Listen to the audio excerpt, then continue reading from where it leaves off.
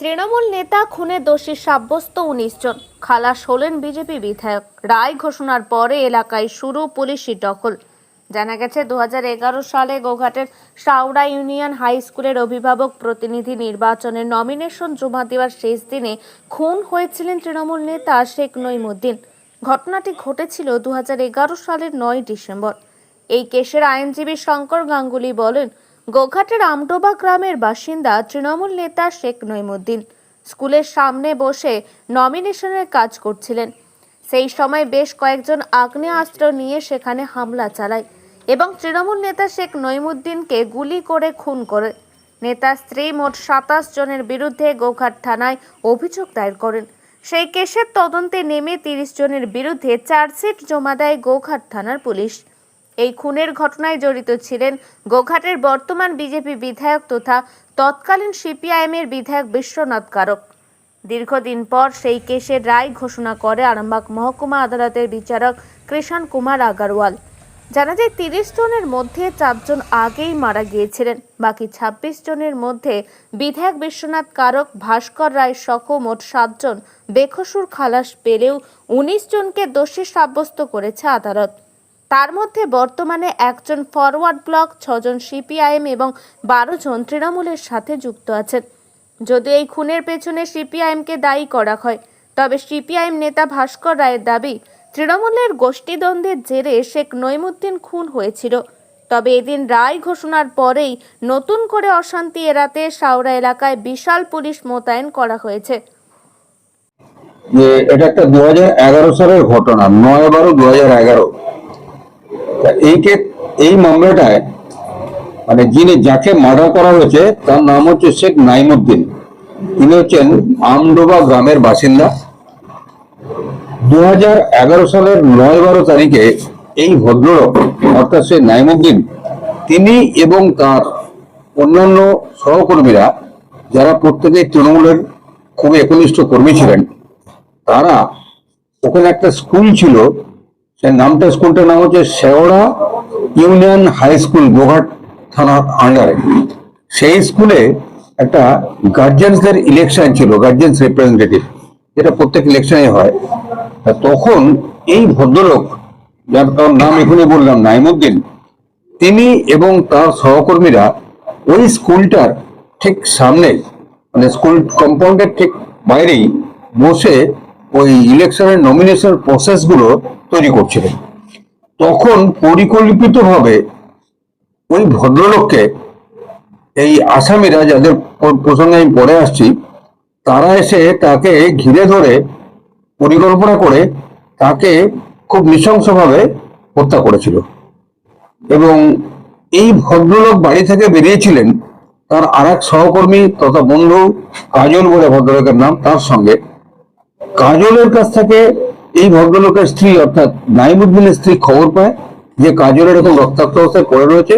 সঙ্গে সঙ্গে সে ছুটে চলে আসে অন্যান্য আত্মীয় স্বজনদের নিয়ে। তারপরে পুলিশে খবর যায়, পুলিশে খবর এফআইআর করা হয়।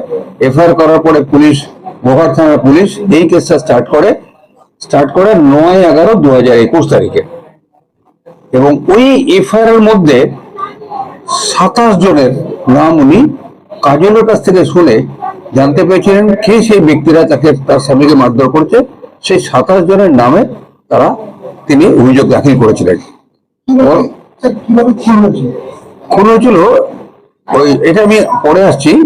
সবার হাতেই বিভিন্ন আগ্নেয়াস্ত্র ছিল এবং নানা রকম আগ্নেয়াস্ত্র নিয়ে তারা এসে তাদের খুন করেছিল। এবং তার মধ্যে তাদের ওই প্ররোচনা এবং তাদের ওই কমন অবজেক্ট আমরা যেটা বলি, তারা ওরকম বেআইনিভাবে জমায়েত হয়েছিল।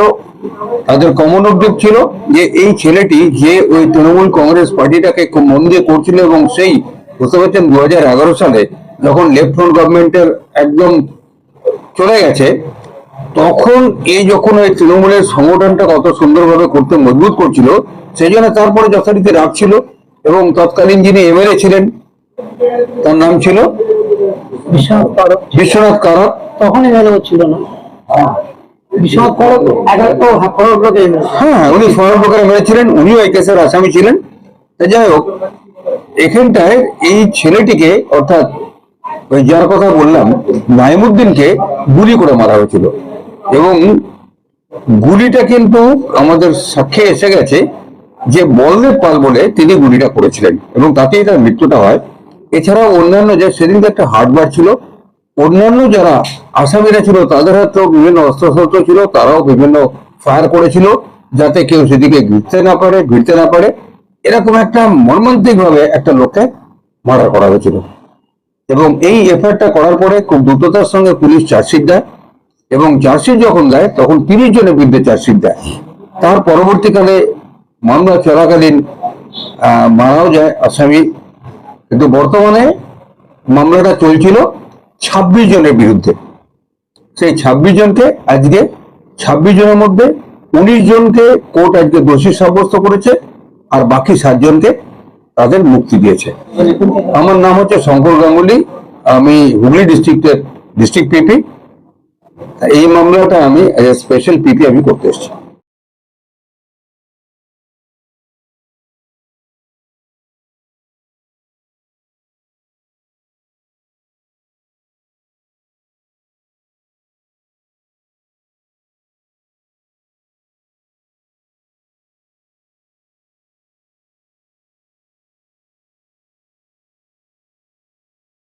এটার ঘটনা বলতে হবে তাহলে 2011 সালের 9ই ডিসেম্বর সাবরা স্কুলের অভিভাবক প্রতিনিধি নির্বাচন হচ্ছিল। 9ই ডিসেম্বর ছিল শেষ তারিখ নমিনেশন দাখিল করা। সিপিএম ফরওয়ার্ড ব্লক তিনটে করে 6টা দাখিল করেছে 7 তারিখে, আর 8 তারিখে দাখিল করেছে তৃণমূলের আরেকটা গোষ্ঠী 6 জন। 9 তারিখে তৃণমূলের আরেকটা গোষ্ঠী দাখিল করছিল।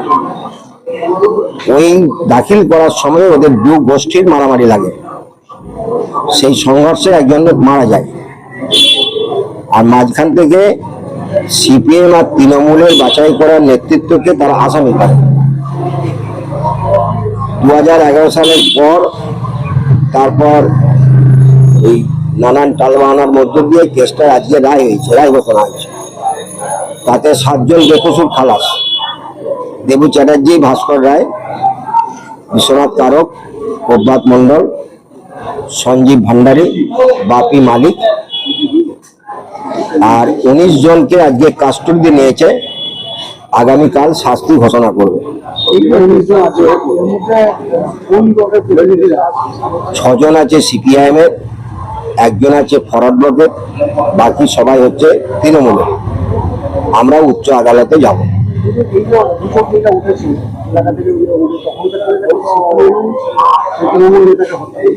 মিথ্যে কথা, ওরা মিথ্যে কথা নিয়েই তো দেশ চালাচ্ছে।